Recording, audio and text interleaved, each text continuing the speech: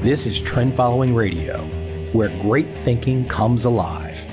Nobel Prize winners, legendary traders, best-selling authors, and the pros that know what drive us irrational human beings. I am your host, Michael Covel. Not filtered, raw, honest. That's my passion.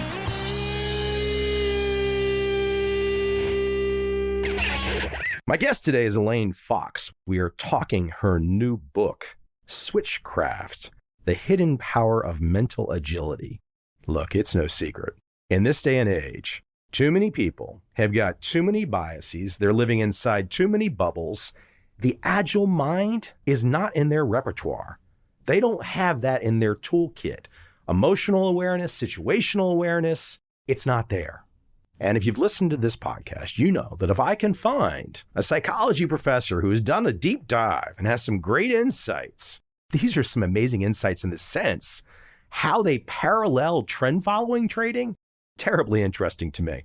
But if I can find that professor, and today I do, always on this podcast, I remain forever lucky that I get to keep going to school and talking to smart people that have done the hard work, get to condense it down and give me a little bit of a Cliff Notes version. Now, of course, when I say that, just so you know, the audience out there, I'm reading these books that I get. So I do the deep dive. Without any further setup from me, I hope you enjoy this podcast with Elaine Fox.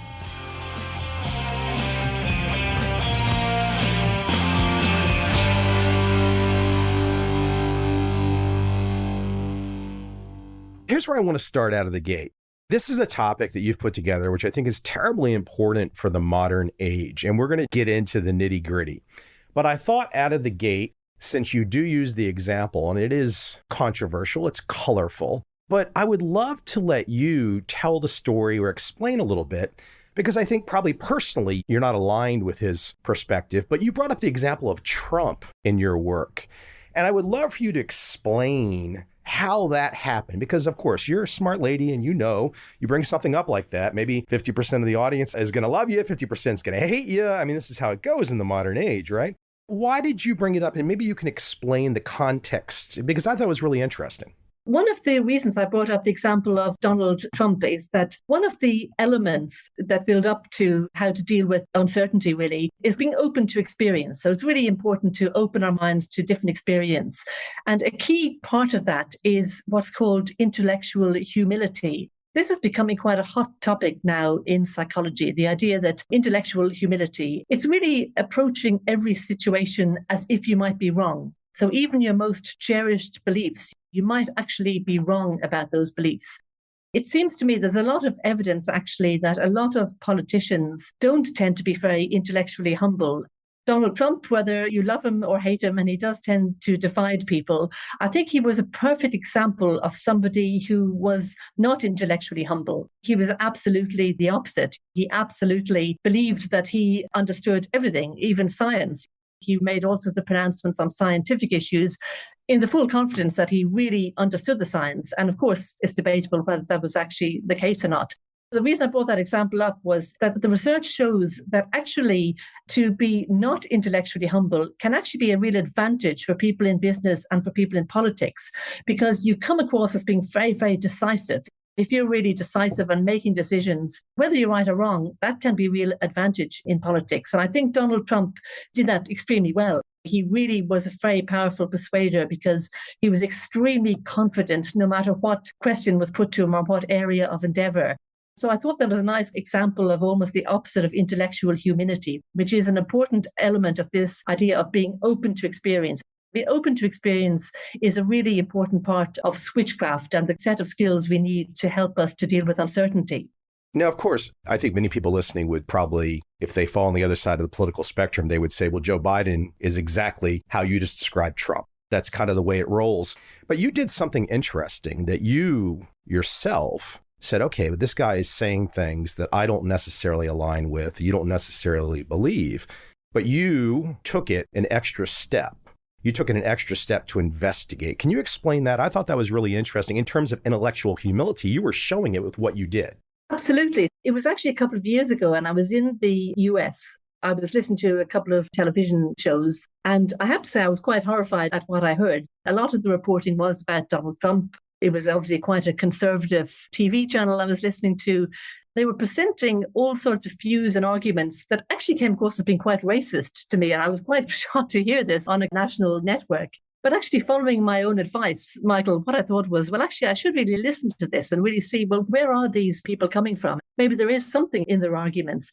At the same time, of course, in the United Kingdom, where I was living at the time, we were going through the whole Brexit campaign. Britain was leaving the European Union, and we had a lot of the same thing going on. People with really polarized views and very different views. So I set about really listening to the other side, if you like. I wasn't particularly aligned with those kind of views, but I thought, okay, I'll really listen carefully and try to understand where people were coming from. It was really informative. It was a really useful exercise to do. My core opinions didn't really change, or my core beliefs didn't really change. I did actually realize that, there was some coherence in what people are saying, and I could understand why people were coming up with the views they were coming up with. And even though I didn't agree with a lot of them, I could see the problem and I could see why they had those opinions.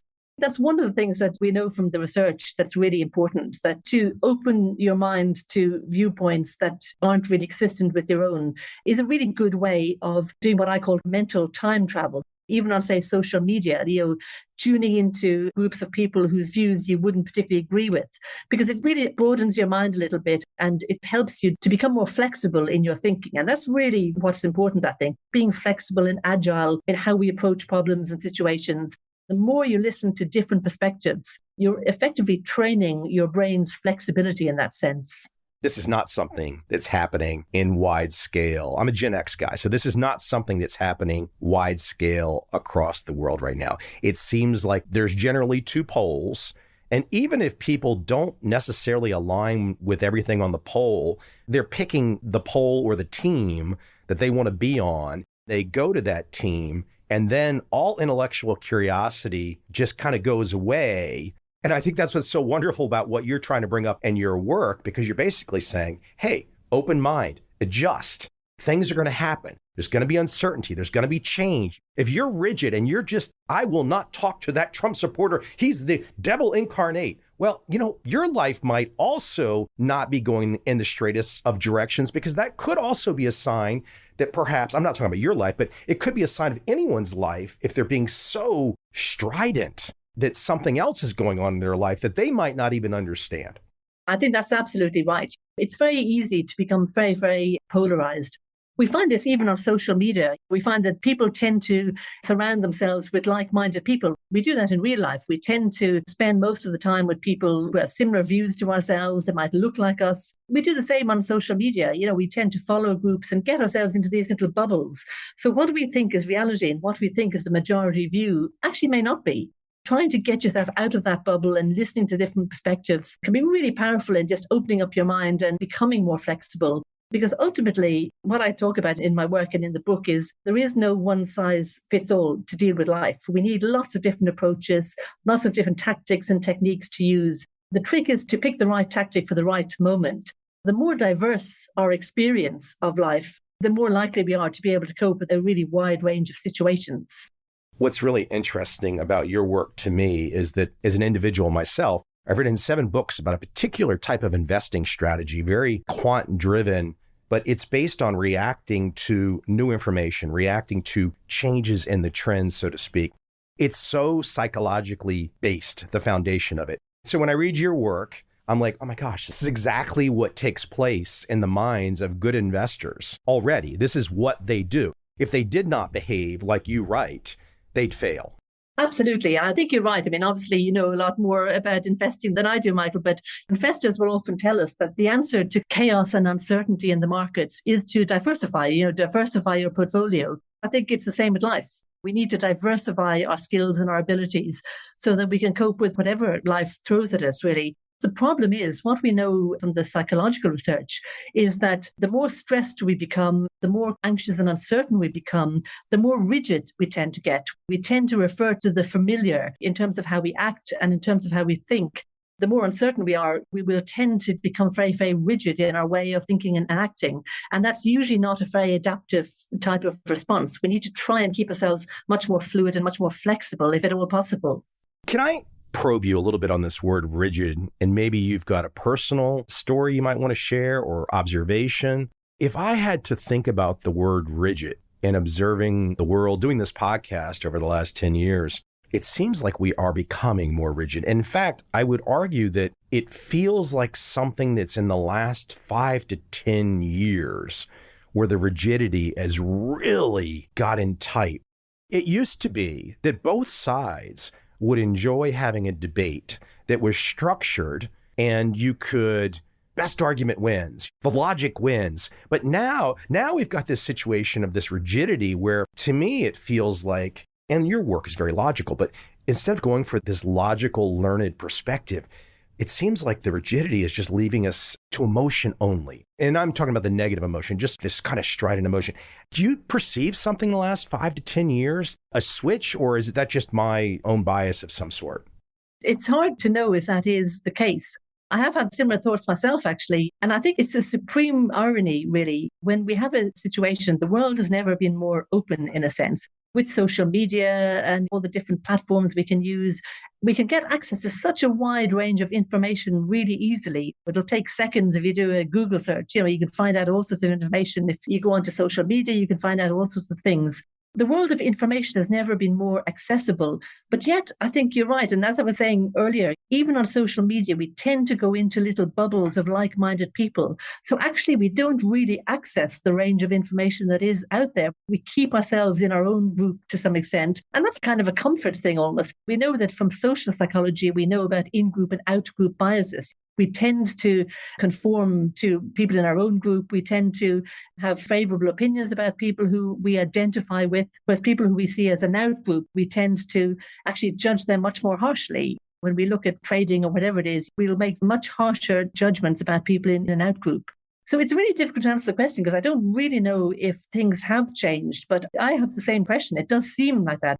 Maybe the tools, as you mentioned, social media, the tools, the devices, the always connected, maybe that's the difference. Exactly. And I think also the sheer volume of news, because one of the things we know is that uncertainty is very difficult to deal with. We don't like uncertainty, and we go to great lengths to try and reduce uncertainty in our lives as much as we can. The 24-hour news cycle now, all of this stuff is out there all the time. There's a lot of uncertainty, a lot of bad news is being presented all of the time. I do think that does have an impact in some senses. If we get into this pattern where we can't switch off from all of that, we can really begin to feel and get the impression that actually the world really is very dangerous, much more dangerous than it used to be. The reality is it isn't. When we look back through history, our ancestors had to deal with all sorts of problems. Earthquakes, and in more recent times, world wars and so on. So every generation has had to deal with huge degrees of uncertainty. But I think maybe the accessibility of the international news cycle, where we can literally tune in to any news station anywhere in the world, the chances are we're going to see things about terrorist attacks, natural disasters. So I think there's a general sense of uncertainty and unease. And of course, as I said before, that tends to make us much more rigid. One of the natural consequences of that is we become a little bit more rigid and we seek out the familiar and we try and reduce that uncertainty as much as we can. The uncertainty too, we talk about this global international news consortium. Why should you in Australia truly feel uncertain about Ukraine? Okay, it's controversial. We're taking a situation to where things that maybe are at the town or a city or state level of a particular country, or something that's happening between two countries, and we're forcing everyone around the world to live it and to feel a sense of uncertainty when in reality it's not really true. And all of us get very engaged with these things. And of course, politicians often play on that as well, with threats of world wars and how is this going to escalate and where is it going to go. A lot of the news media can fuel a lot of these anxieties and make us feel far more uncertain than, as you say, the world actually is. So I got to ask you, for the title Switchcraft, of course, it's a play on words, but did you have any reservations for people maybe interpreting something in the wrong way? Because if you get rid of the S, it says witchcraft. Funny, I didn't think of that at all, actually. A number of people have said, oh, it's a bit like witchcraft. But actually, if I can explain to you a little bit where it came from, a lot of the research I do in the lab, we use what's called a switching task, which is where we're kind of measuring how quickly people can switch from one mental set to another. in life, quite a lot of our research shows that the important thing is to either stick with what you're doing or switch very rapidly to something else. It's often like, do you stick or do you switch? So actually, my working title for the book was initially The Flexible Mind or something like that, The Agile Mind or The Flexible Mind. And I was actually talking, I have to give my husband, Kevin Dutton, credit for that, actually. So Kevin is a writer himself. He's very good at coming up with titles. One day I was trying to come up with a better title and he said, well, what's the book really about? Like, if you really put it into a nutshell, what's it about? And I said, well, really, it's about switching. When do you switch and when do you stick? And if you switch, what do you switch to? He kind of went away and thought about it. He thought, well, how about switchcraft? The craft of switching fluidly and flexibly. I just thought it was a great title. It is. It's great. It catches your eye. Something you just said, though, I find this sometimes in this podcast. I don't know if it's my selection bias of who I want to have on as guests like yourself, but you just said something about switching. So I start to immediately think about some of the trading books that I've written. There's a famous British economist named David Ricardo from the 1700s, and he had a maxim that was something to the effect of, let your profits run on, but cut your losses. So if something goes against you, switch, get out. Otherwise, keep going in that direction. It was exactly what you just said, but using different terminology. Absolutely. In my own field, in psychology, there's been a lot of great work on grit and grittiness. And of course, grittiness is really important. I do a lot of research on resilience and what makes some people more resilient than others and more successful than others in business and so on. Being gritty is really important, being persistent. But there are times, of course, when actually being gritty can just turn into banging your head against a brick wall. There are times when something clearly isn't working. We all know people who sometimes just don't see that. They don't see that the situation they're in is not going to work. They've tried the same thing over and over again. They're not going to come up with a different answer. So there are times when it's really important to be gritty and keep going, but there are other times when we really do need to switch and be very flexible in that. So the flexibility really comes from making that decision. Do you switch or do you stick? Really, do you stay being gritty or do you switch to something else? And I think you're right, in lots of walks of life, the same thing comes up in using different terminology, really. And I suppose for me, in terms of building resilience and being adaptable, it is really a key thing. I think the more open-minded we can stay and the more flexible we can stay and the more we can switch easily when necessary. And that's the trick, really, to knowing when to switch and when to stick. That's really the key question, I think. I think I've led my life that way. When you lead your life, this kind of switch or stick, it's kind of hard. Like, okay, maybe somebody starts off at age 22 after college and they say, well, I'm going to work for the same company for 30 years and I'm going to get the gold watch. That's my plan, right? I fell off that train. Something else happened to me. But okay, I don't know much about you, but you just left a situation where you're living in the UK. Now you're in Australia. Okay, that's not a huge switch, but it's a switch. It's not next door. So tell me some about your own life. Have you had the chance, or is this one of the big ones right now for you in terms of switching? I've done that throughout my career, actually, without really thinking about it, to be honest.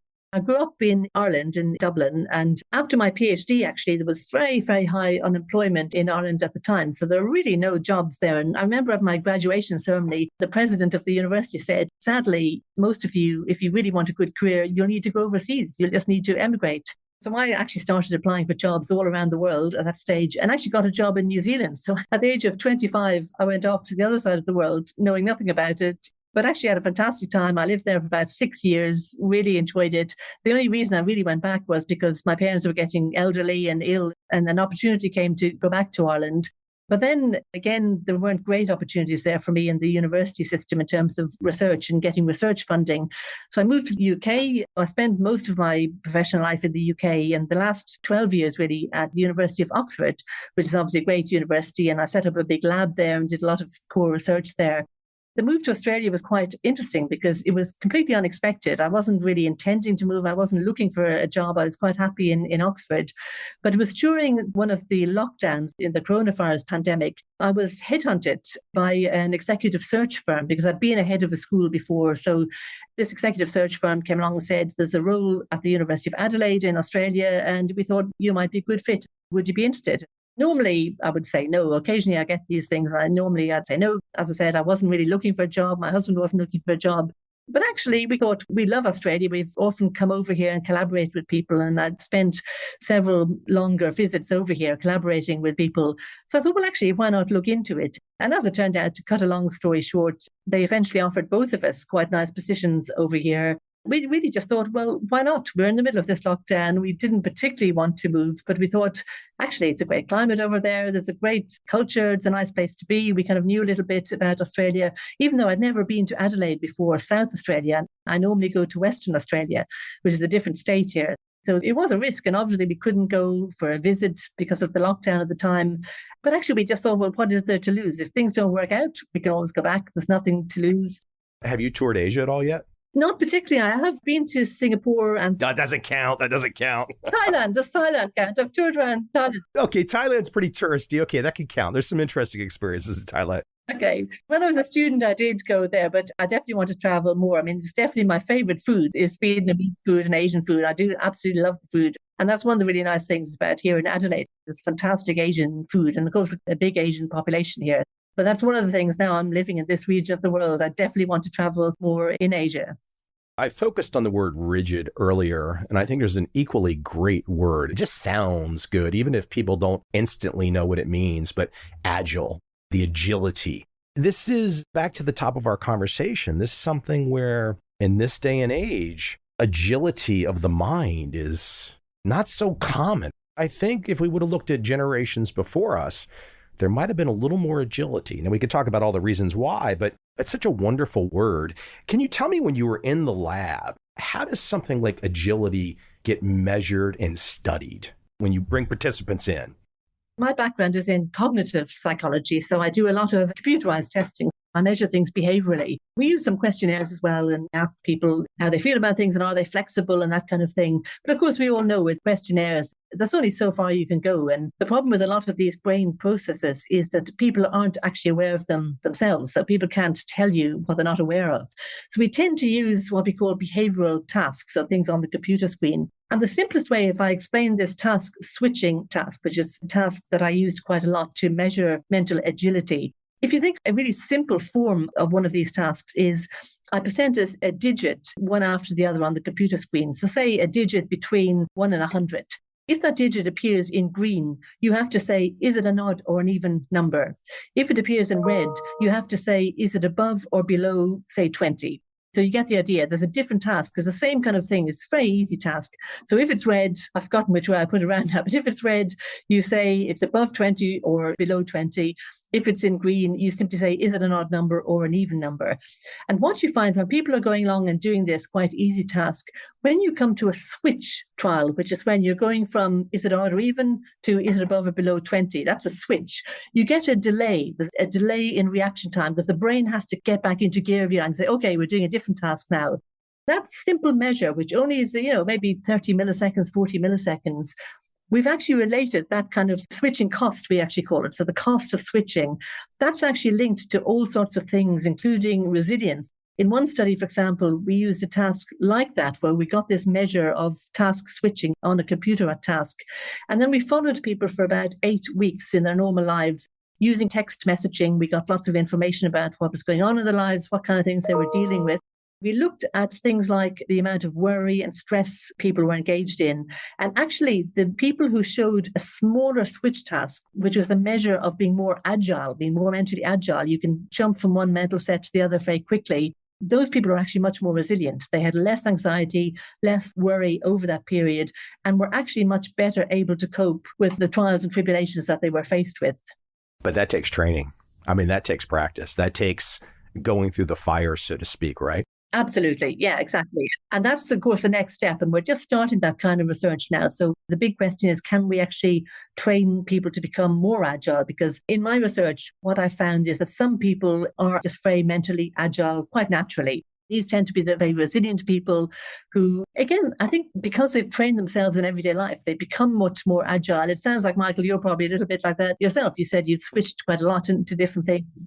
And that's effectively training yourself. You're training your brain to switch rather than always sticking with the same thing. I've taken a lot of kicks and a lot of punches and a lot of this and that, a lot of that. Absolutely. And we've actually found that up to a certain point, the more kicks you take, the more resilient you are in many ways, because you've actually diversified, if you like, your ability to cope with different situations. The kind of people we find who haven't actually had a lot of adversity often are the ones who are most vulnerable. They're actually least resilient, which is kind of interesting in itself, an interesting area of research. But the next step in this mental flexibility or agility research now is really looking at how well we can train these skills. I've worked a lot with some elite sports people, particularly in sports like soccer, for example, where it's very fast moving and you need to be very mentally agile as well as physically agile. And we're looking at all sorts of ways we can train players to become more mentally agile. Because again, particularly in a high pressure game, what we find is that even elite athletes tend to get much more rigid in their way of thinking when they're in those high pressure situations. It's a natural response to just become a bit more rigid. So any way we can train them to be a little more agile in their mental processing, that will really lead to improved performance. I want to share an example with you. You're a wise lady, and you'll probably take a perspective from this or some analysis. This came to mind for me when I was going through your world and your work.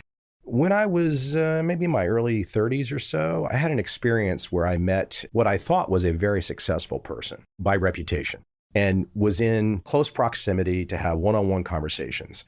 This individual kind of surprised me, and I didn't know this individual's power or not, but surprised me with a statement that essentially was going to own my business, something to that effect.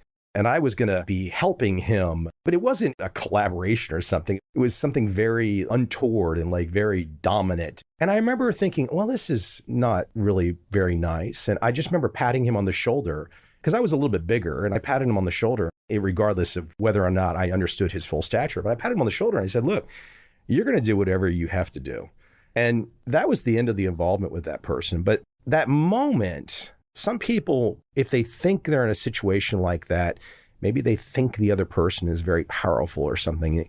They don't think it through. But ultimately, we have a chance to make a choice at every moment. We can always make a new choice. And I think that's where your work inspired me to think of that story again.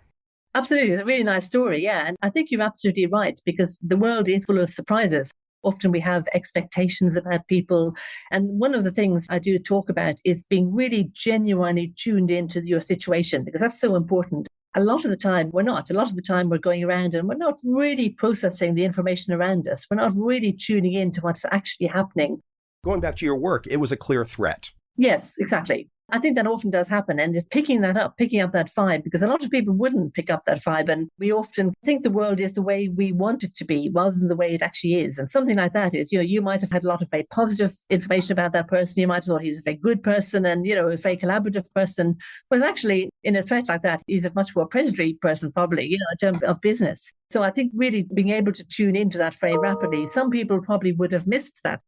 How do you refer to it? A sticky attentional system? Just being very aware of the situation, I think, and just being very tuned into your situation in a very kind of genuine way. And that's one of the core things about Switchcraft as well. It's about being very aware of the context that you're in.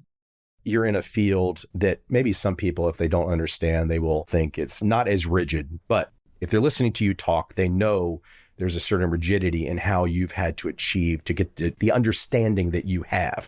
Can I take it back to, and I would love your perspective on this. There's good and bad ways, and you can clarify here in a second, but there's good and bad ways for us to use our emotions.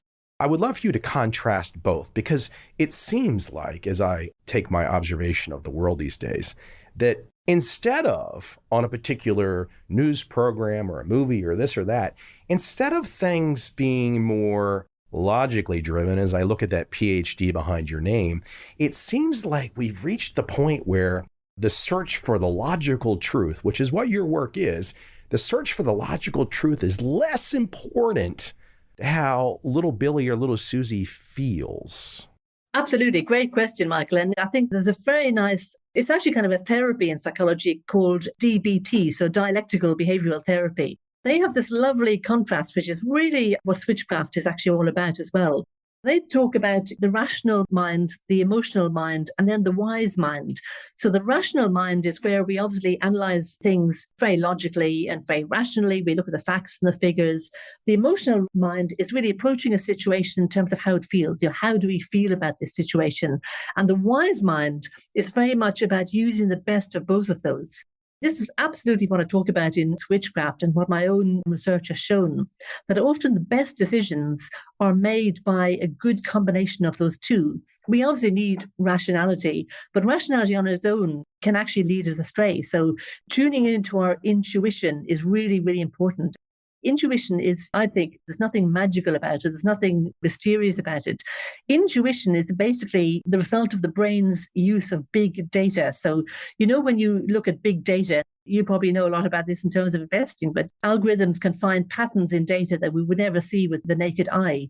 I mean, that's exactly what our brain is doing. Every sight and sound and smell we've had since the moment we're born, and even from before we're born, actually, all of that, the brain has recorded.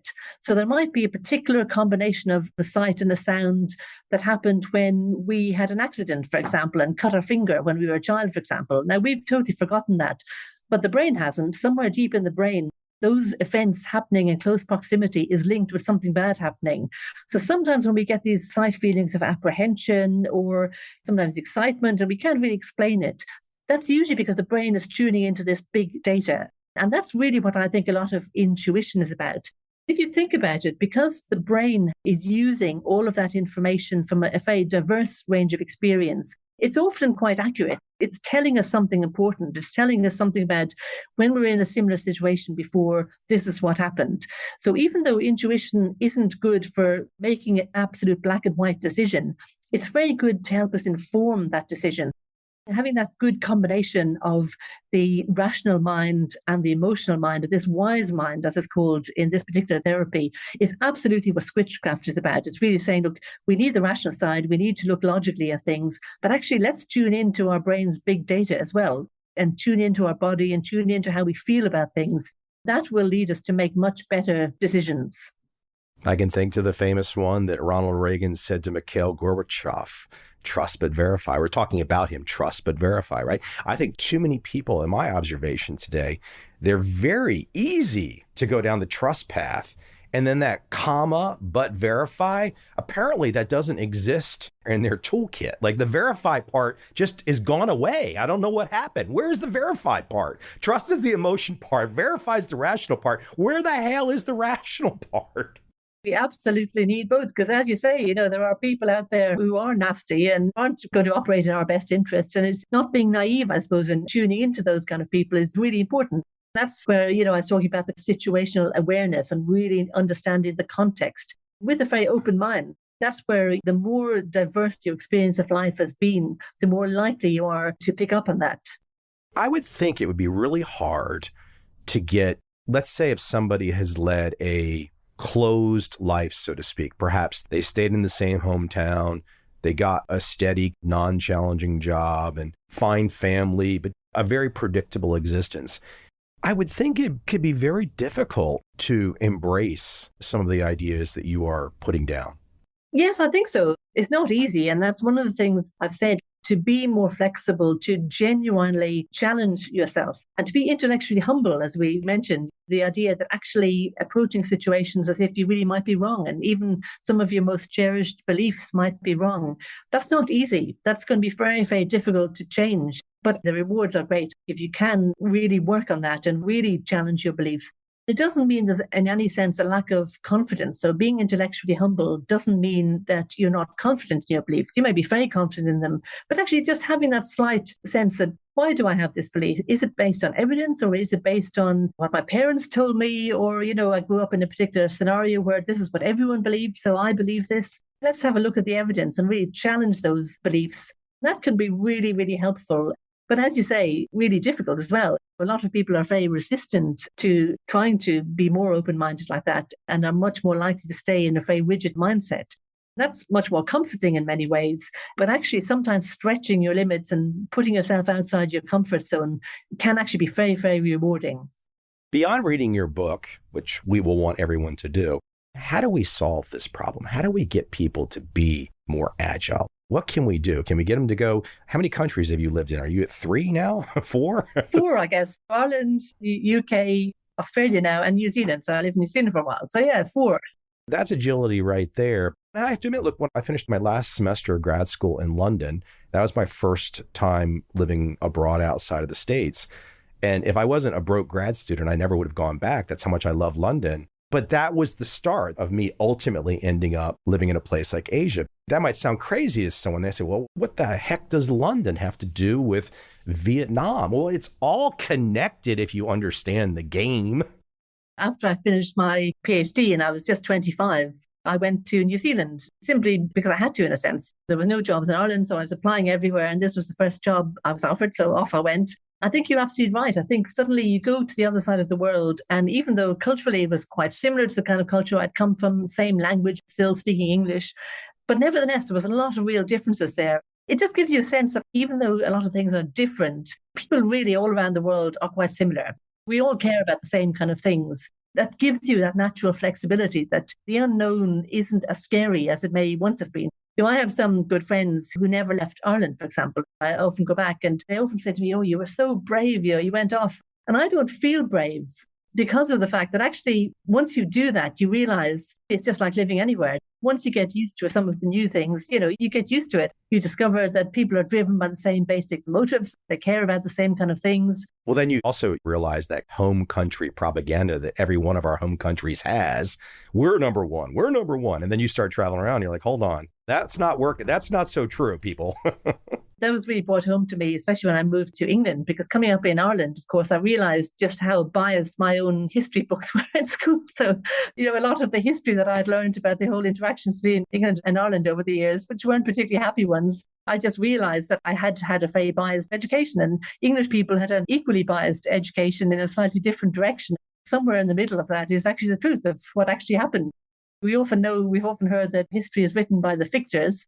It's only when you live in different countries, I think, that you really understand that and you really realize that a lot of those cherished beliefs that I just thought were standard aren't particularly standard. In other countries, people have completely different perspectives on things. I can't even rattle off how many of your psychology pro peers have appeared on this podcast. But as you were talking about education, it got me thinking about how counterintuitive my education was. I wasn't a good student. I didn't really enjoy college. It was very, here, memorize this, and oh, that's it. There's no discussion. And so my education, one of my educations, has been doing a podcast for 10 years and talking to every professor under the sun in kind of this collegial open way that I never got a chance to experience. When you talk about being agile, open-minded, all these things, you can't control even where or when or how the education or the changes might happen. They might happen on a podcast. They might happen moving to another country. Who knows, right? Exactly. And that's where being as open as we possibly can be and as open to different experiences rather than shutting off those possibilities is so important. One of the things I've realized in a lot of my own work is how often people shut themselves off from opportunities simply because they don't open their minds to doing things in different ways and really stretching themselves a little bit. Travel is definitely one important way to really improve that. You almost become more flexible without even thinking about it. You are effectively training your brain to be more flexible. And that's why I think travel is genuinely quite powerful to open your mind. We started this podcast with a few political examples or accents, whatnot. Do you ever find yourself, I find myself doing this, and I can't do it because as people right now, we're not so open and the search for the truth is not really the goal.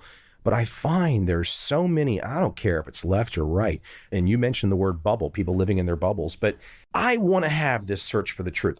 I don't care what someone's, I've built my personal wall here, Michael. Don't you challenge my beliefs. But no, that's what I want to do. I want to challenge your beliefs. I want you to challenge my beliefs. I want us to go there. And I find less and less that I can't do it. I can't do it. Listen, I get pitched people on this podcast. I immediately look at your work and I realize, okay, this lady's open-minded. We can have a wide conversation. I get pitched guests that are very narrow, topical topics. I want to pull my hair out because what am I going to do with that? Because if I say the wrong thing, I'm dead. If I say the right thing, I'm dead. And then their topic is just something in the emotional current zeitgeist. Like, no, I can't talk to that person. I can't talk. This is happening to me all the time. So I'm telling you, the psychologist, this is happening to me all the time. Absolutely. And I totally agree. It happens to me too, actually. And that's one thing I do talk a lot about that in the book, that to improve your, if you like, your switchcraft skills, I think you absolutely have to push yourself out of your own comfort zone. I want to go to the comfort zone with some of these people on some of these topics. The problem is, though, with my mind, I'm going to ask the question that I already know is going to cause a breakdown on that side, and then I'm in trouble. Then some team is not happy. I can't have so many guests on because I already know the guest and their topic is fragile. Yes, exactly. And that's really difficult. I mean, obviously, you're a fantastic interviewer. And if you can't kind of tease some of those people out, I can totally get that. I find the same sometimes talking to people as well, that you just know you can't really engage with people in that kind of very open way because you just know they'll either get very offended or, they'll think you're insulting them. And as you said, kind of cut off and dead straight away, really. So it can be very, very difficult. Now that you're in this part of the world, there's a word in your work that I think is really important, which is mindfulness. I would have to say that for me, being in Asia specifically, not that I'm any less intense, the high school baseball player that I once was, even a year into college, I'm still an intense guy.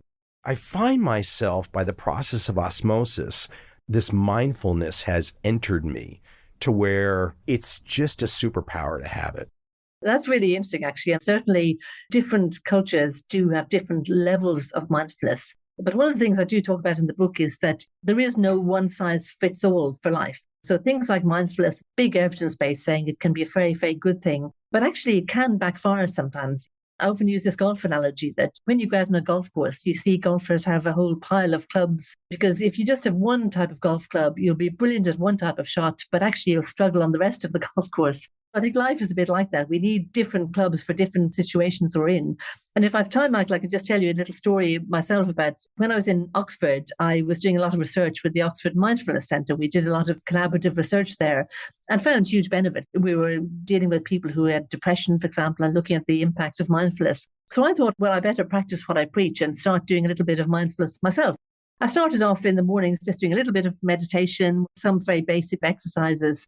I didn't really think too much about it. It was really interesting. After a couple of weeks of just doing this, I didn't tell my husband, Kevin, about this, but after a few weeks, he kind of started asking me, are you okay? Is everything all right? And I kind of didn't quite know. And our normal easy banter and relationship was a little bit disrupted, and it was kind of really odd. I didn't quite know what was going on. And so I said to him, well, why do you keep asking me, am I okay? And he kind of said, well, you seem to have got very glassy and distant. So glassy was the word he used. Not like you at all. He said, you're not the warm person you normally are, What I realized had happened is that I'm actually very lucky in that I think I've always been pretty mentally healthy. I've always been pretty optimistic. And obviously, I've had moments where I've had real kicks, as we all have. But generally, I've been pretty mentally healthy. And so I think for me, doing some of these exercises, actually, rather than kind of calming me down and relaxing me, it was making me a bit distant from the world.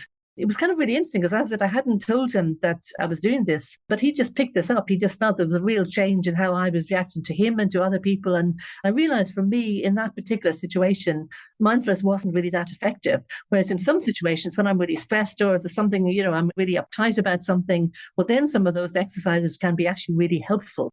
So that's really what Switchcraft is about. It's really about having a range of techniques, including mindfulness and grittiness and growth mindset and all of the other things, but learning how and when is the best time to use them. There really isn't one size fits all. No one technique is going to do us for everything. The book, Switchcraft, The Hidden Power of Mental Agility. Elaine, very cool stuff. Keep me posted on future books and future work. I would be always welcome to have you on again. Keep me posted, please. Lovely. Thanks so much for having me on, Michael. It's been a really, really nice chat. I really enjoyed talking to you. Well, thank you. Hey, where can we send people? The book obviously is going to be on all the Amazons of the world, but is there a website you would like to direct people to? I don't actually have a website, but I am on social media. So Twitter and Instagram, I'm on @Prof Elaine Fox. People can find out the latest information there. Or as you said, the book will be in all the usual bookshops. Okay, cool. Elaine, take care and have a good one. Lovely. Thanks very much, Michael.